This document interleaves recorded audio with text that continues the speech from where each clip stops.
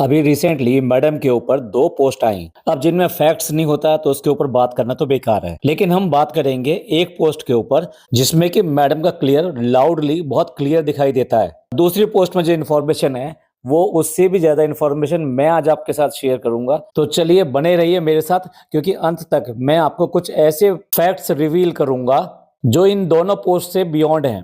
आज की चर्चा में आपका स्वागत है। जो लोग चैनल पर पहली बार आए हैं तो प्लीज सब्सक्राइब कर लें और बेल आइकन भी दबा दें, जिससे कि आने वाली वीडियो की इन्फॉर्मेशन आपको टाइम से मिल जाए।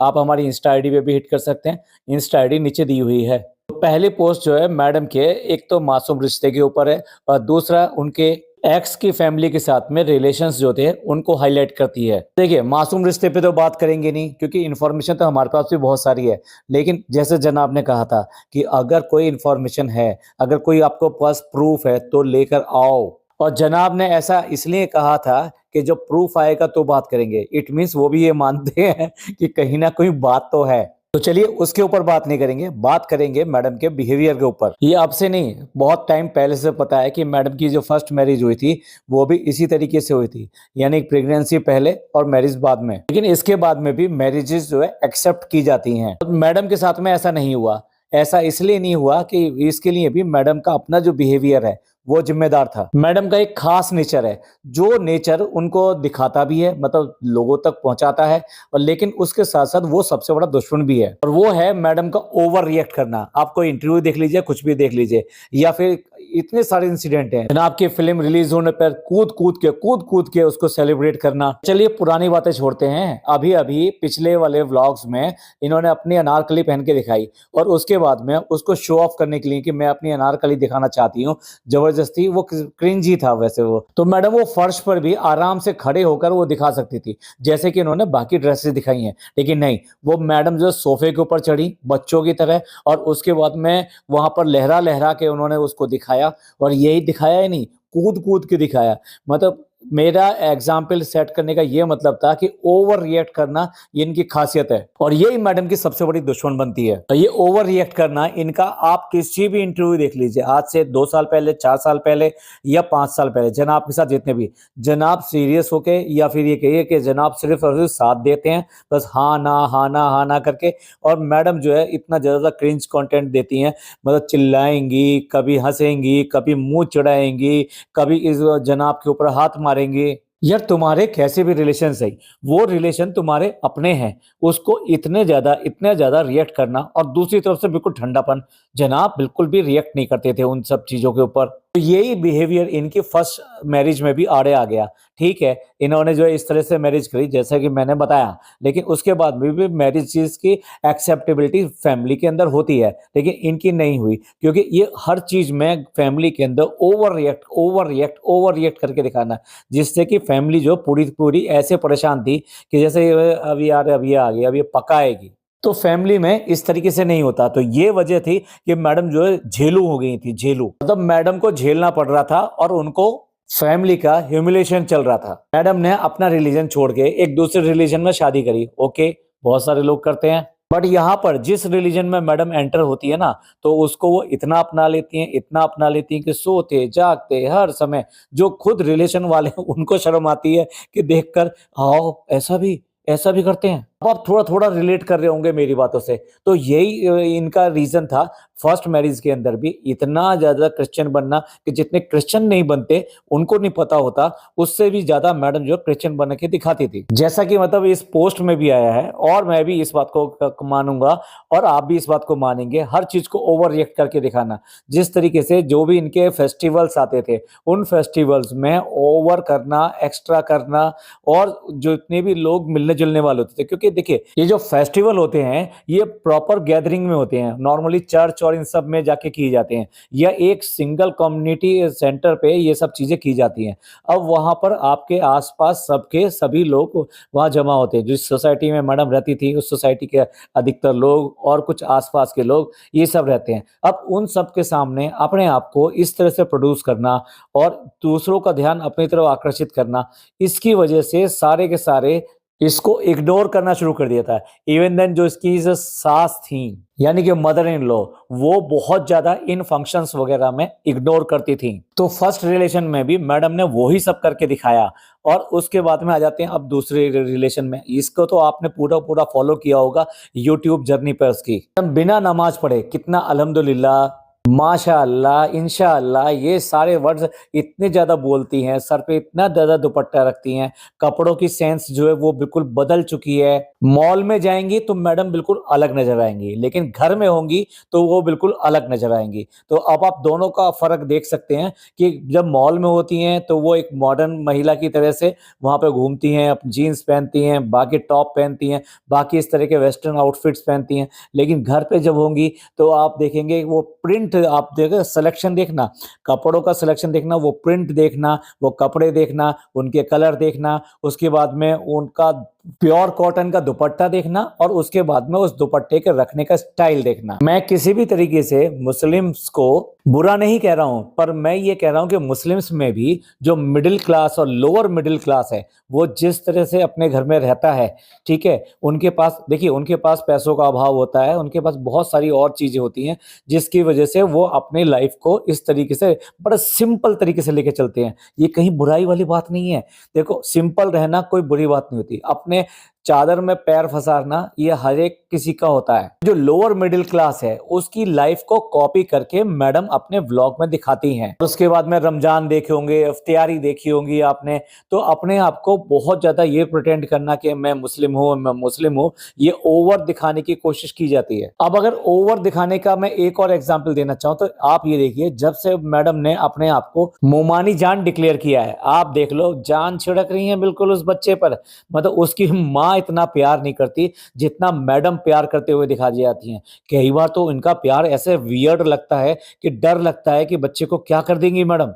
तो इनफैक्ट नेचर क्या निकल कर आती है वो मैं ये साबित करने की कोशिश कर रहा हूँ। मैडम हर रिश्ते में या हर नई चीज में इतना ज्यादा ओवर रिएक्ट करके दिखाती है जैसे उनके से ज्यादा कोई नहीं। इसी ओवर रिएक्शन का एक और एग्जाम्पल देखिए, जिस तरह से मैडम ने मौधा के अंदर नानी के साथ में लेटे हुए अपने बच्चे के बारे में जिस तरह के वर्ड्स बोले, ये आपको ओवर नहीं लगता? ये ऐसे नहीं लगता कि ये मतलब इसके दिमाग में है क्या?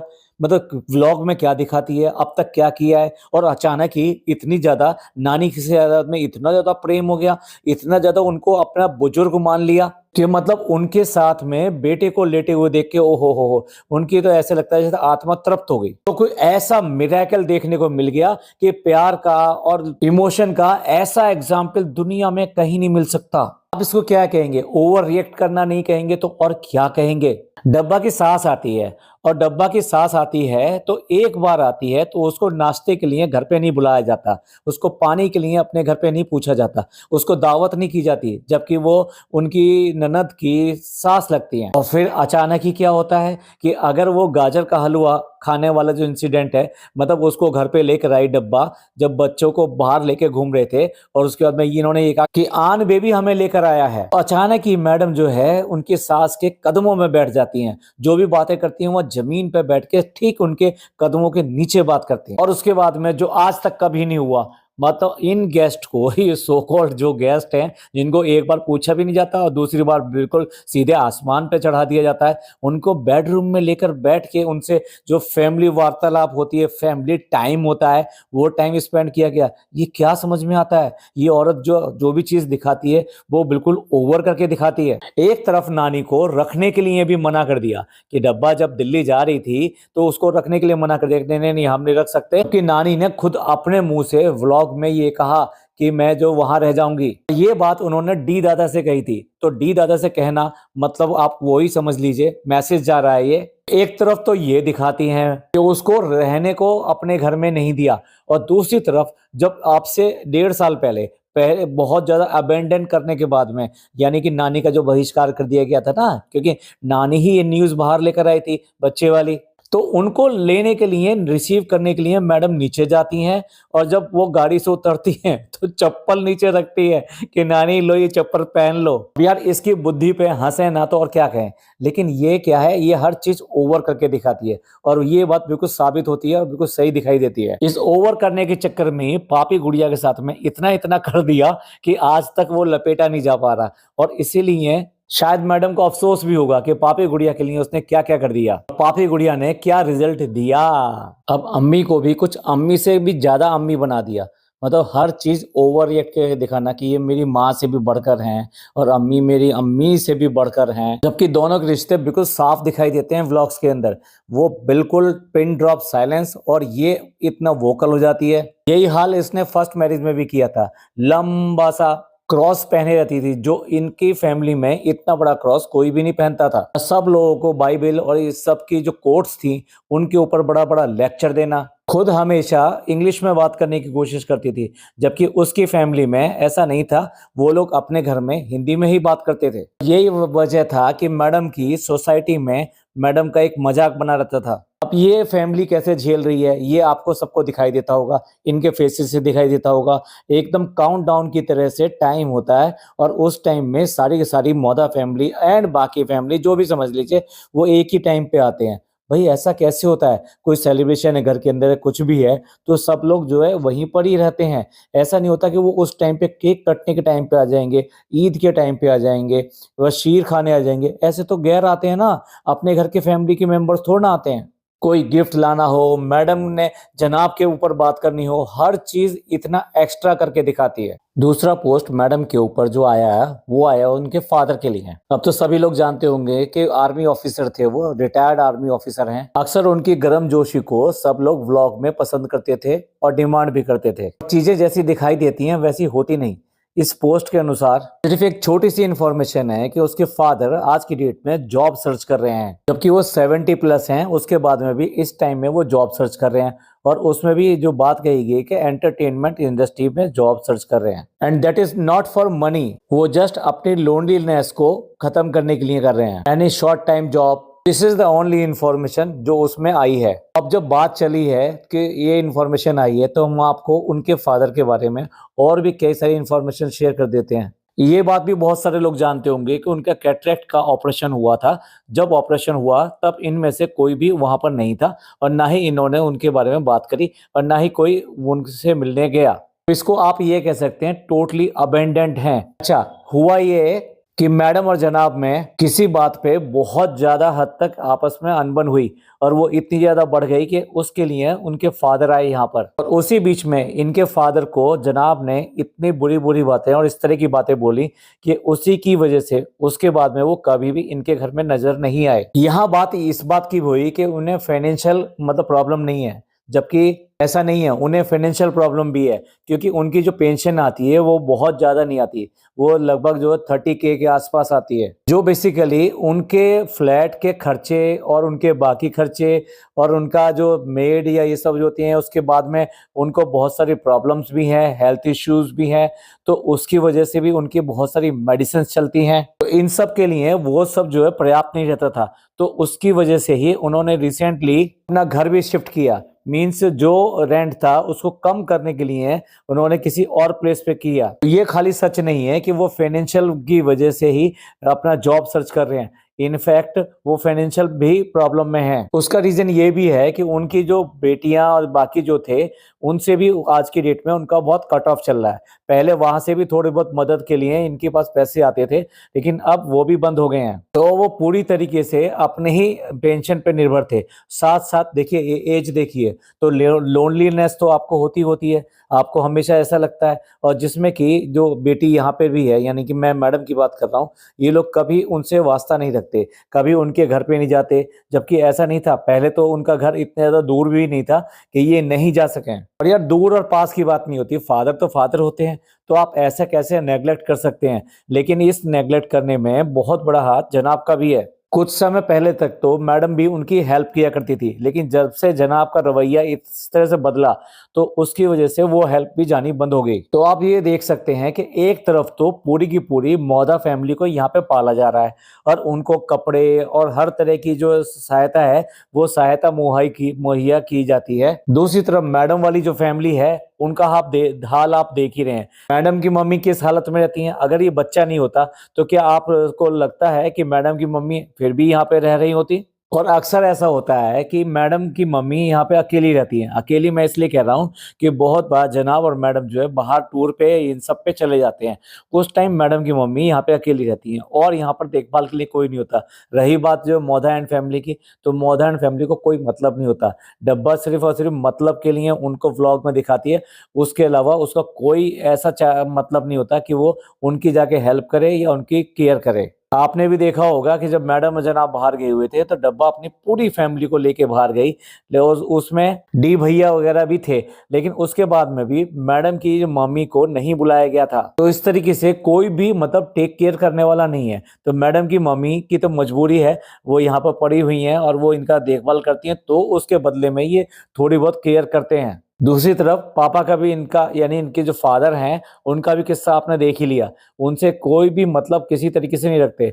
अगर आप देखें तो एक लंबे समय से वो व्लॉग में कभी भी दिखाई नहीं देते हैं, और जब लोग बाग बहुत बहुत सारे कमेंट करने लगते हैं, लगातार कमेंट आते हैं, तब अचानक ही उनको यहाँ पे बुलावा भेज दिया जाता है और वो यहाँ पे दिखा दिए जाते हैं। तो आप समझ सकते होंगे कि आज की डेट में वो किस कंडीशन में रहते होंगे। बिल्कुल लोनली फील करना, और उनकी जो दवा दारू कहते हैं ना, आप समझ गए होंगे, बस वही चलती है। उसके अलावा उनका सहारा वहाँ यहाँ पे कोई नहीं होता है। व्लॉग में आ जाएंगे तो जनाब दिखा देंगे कि आज जो है हमारे पापा आए हमसे मिलने के लिए, और वो टू बेबी के लिए ये लेकर आए। चलिए आपको दिखाते हैं वो छोटी सी क्लिप। वो पापा आए थे, मैं बहुत अच्छा लगा, आप भी देखिए। पापा का सबसे पहला dialogue, I am proud of my son, और जनाब को उठाते हुए दिखाई देंगे। हालांकि वो इतनी अब आज की डेट में उम्र उनकी हो चुकी है। मतलब अगर आप देखें, हर कोई ये दिखाने की कोशिश करता है कि जनाब ने मैडम से शादी करके जैसे कितना बड़ा एहसान किया हो उनकी बेटी के ऊपर, और बेटी भी हमेशा यही जताने की कोशिश करती है कि भाई मेरे जनाब, मेरे जनाब, जैसे कि जनाब ने उनके ऊपर बहुत बड़ा एहसान किया हो। ऐसा लगता है कि दो तरह के रिश्ते इनके घर में चल रहे हैं, एक जो मैडम की तरफ के रिश्ते हैं और एक जनाब की तरफ के रिश्ते हैं, और दोनों में बिल्कुल कोई कहीं पर भी सिमिलरिटी बिल्कुल नहीं दिखाई देती। ऐसा कैसे हो सकता है कि अगर आप जो है अच्छे हैं तो आप सबके लिए अच्छे हो सकते हैं? ऐसा नहीं कि आप अच्छे होने के लिए बहुत ज्यादा सेलेक्टिव रहेंगे। और इस एज में आने के बाद में भी यार ऐसा कोई जरूरी नहीं है कि अगर वाइफ का जो फादर और मदर हैं तो उनके लिए आप कुछ नहीं कर सकते। ये जरूरत पे डिपेंड करता है, उनकी हालत पे डिपेंड करता है। जब मैडम के फादर का ऑपरेशन हुआ था तब भी उन्होंने इनसे कुछ हेल्प मांगी थी फाइनेंशियली, और तब भी जो है इन लोगों ने मना कर दिया था। इन लोगों मतलब मेनली जनाब ने मना किया था। जो लोग इतने ज्यादा कूल कूल दिखाई देते हैं ना, वो अंदर से पूरा का पूरा बबूल का पेड़ होते हैं, जो हर तरफ कांटे कांटे रखते हैं और दूसरों को खाने के लिए दौड़ते हैं। मतलब वो पेड़ जो पंछी को साया नहीं दे सकता और उसको फल नहीं दे सकता, ना ही किसी के काम में आ सकता जलाने के या किसी में भी। रियली जब ये पोस्ट इस तरह की आती है तो देखकर बड़ा दुख होता है, क्योंकि पेरेंट्स पेरेंट्स होते हैं। बात इसकी नहीं है किसके पेरेंट्स हैं। अगर बच्चे मान लीजिए हैं भी ऐसे, उन्होंने कुछ कांड किए भी हैं, कुछ भी है, तो यार इस उम्र में कम से कम ये तो उम्मीद की जा सकती है कि अपने पेरेंट्स की केयर करें। तो ये है इनका बहुत ही अजीब सा, बहुत ही वियर्ड टाइप का बिहेवियर जनाब का और मैडम का इन सारे रिश्तों के प्रति, चाहे वो पहले वाले रहे हों, एक्स के साथ रिश्ते रहे हों, या प्रेजेंट में आज की डेट में चल रहे हों, या अपने पेरेंट्स के साथ रिश्ते रहे हों। हर में कहीं ना कहीं कोई ना कोई मतलब दिखाई देता है, फेक दिखाई देते हैं, और कहीं ना कहीं एक दूसरे को यूज करते हुए दिखाई देते हैं। चलिए ये था कुछ पॉडकास्ट जो बेसिकली हाईलाइट करता है इनके कैसे रिलेशन है और किस तरह का इनका नेचर है, क्यों करके मैडम जो है खास तौर से ऐसी दिखाई देती हैं जैसा कि व्लॉग में होता है। चलिए आपका क्या कहना है इन सब के बारे में, प्लीज कमेंट करके जरूर बताइएगा। आपके कमेंट्स का इंतजार रहेगा। आपको ये पॉडकास्ट अच्छा लगा हो तो प्लीज लाइक कीजिए, सब्सक्राइब कीजिए, शेयर कीजिए। थैंक यू, धन्यवाद, शुक्रिया।